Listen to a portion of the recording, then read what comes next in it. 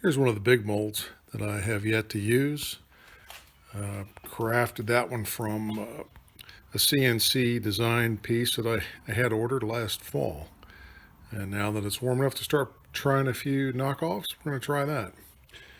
Also, I had some of my old script from my DeSoto left over, and it was snapped in half. In fact, it was snapped right around here. That's where it was snapped. And I said, you know, why can't I just try to make some decorative pieces? So I kind of glued it back together, and I had some extra mold material left over last fall. And I decided, what the heck? I always wanted to try it. And some of you have already seen that bad valve that came out of it. Well, I'm going to make a copy or two. We'll see. Stay tuned. Here was that script, the two pieces of the script, right? So, of course, I cleaned it up. You've seen the previous videos about how nasty the car was.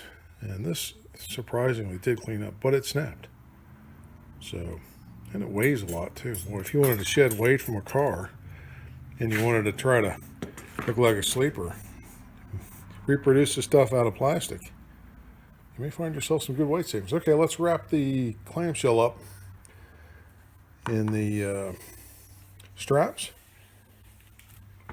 and then we'll start pouring. And today, I'm taking a little break and doing some sort of business and the leisure stuff here. I'm going to do some resin casting for some of you who have never tried to use this kind of material before. It's another avenue of possible business. So anyway, I'm going to try this today because it's nice, it's warm, and I've got a new mold I want to try. And for some of you who've never seen that kind of done it before, sometimes when you mix this stuff up, you have extra left over. And this time I'm going to make sure I have enough extra left over to use on two other little side projects that I've got. Hang on. And using a two-part system, it's a 1-to-1 ratio, and I'm not wearing the safety precaution stuff that they tell you to because this is a small batch. I'm not going to be with it for just but a few minutes. Do follow the safety recommendations for apparatus, breathing apparatus, and for eye protection. And what I'll be doing is mixing the part B with my color first. I need my block to receive red or red colored resin, and you can see the burnt valve copier is right there.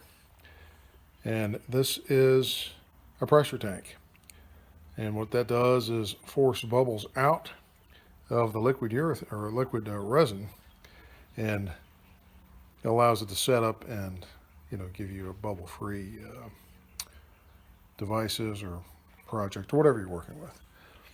And if it's out here in the open, you will get some bubbles in it, but you really can't see them, not on the outside pieces of the pour. All right, so let me use my 1-to-1 mixing cup, and hopefully I'll have a little bit left over. And that's what you like to do, is have a little bit left at the bottom so that you can pop that out after it cures. This stuff will sit in the tank for just about an hour. And of course, the thinner pieces, when you're doing plastic, you're doing resins, the thinner the piece, the longer it takes to cure. And typically, if you want to get a really good hard cure after a couple of hours, you would take several pieces, if you had several pieces, put them in your oven up to the recommended temperature, and they have all that safety data stuff on there. Like, it's only like 175 degrees. You let it cure that way, or you can let it cure over time. But what I'm going to try to do is eventually, even though this is not a perfect mold, I had a little issue, and this was surplus mold material that I decided to go ahead and, just for poo and giggles, try to make another piece. So I will paint with primer and then probably with some of that silver or chrome paint. Okay, I'll be right back. And the foreman says it's time to pour. Okay, here we are from clamshell. Got the straps. I got the straps from a place called Brick in the Yard out of Texas. Great supply place if you need for resins and polyester and all the good stuff for making molds. And of course the stuff I used here, the polyurethane rubber. This particular batch I used from Smooth On. And of course, if you go to their website or you go to the Brick in the Yard, they have different styles, different textures, different strengths. So practice, practice, practice. Let's load her up in the can and start mixing. Okay, and I like to mix that dye up into the more clear version. The part B is more clear, and then I go back and I add the part A, which is an amber color. Okay, you've only got a few, like 2 minutes to mix this up gently, and then I think this has a pot life of about 9 minutes, and that's why I chose this particular type, because it is a little bit longer pot life.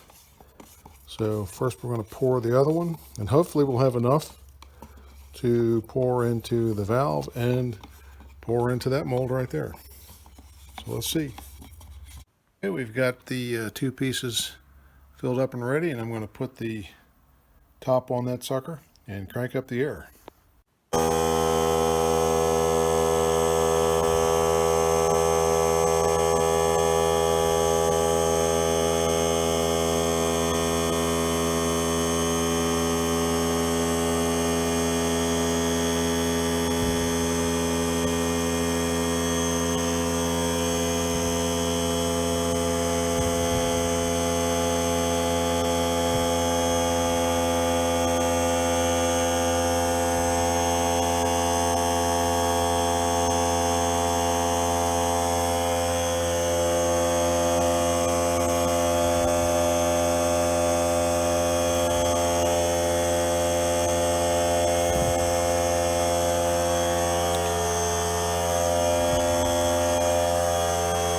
Still a little bit left, a little more than I wanted, but we'll just know better next time.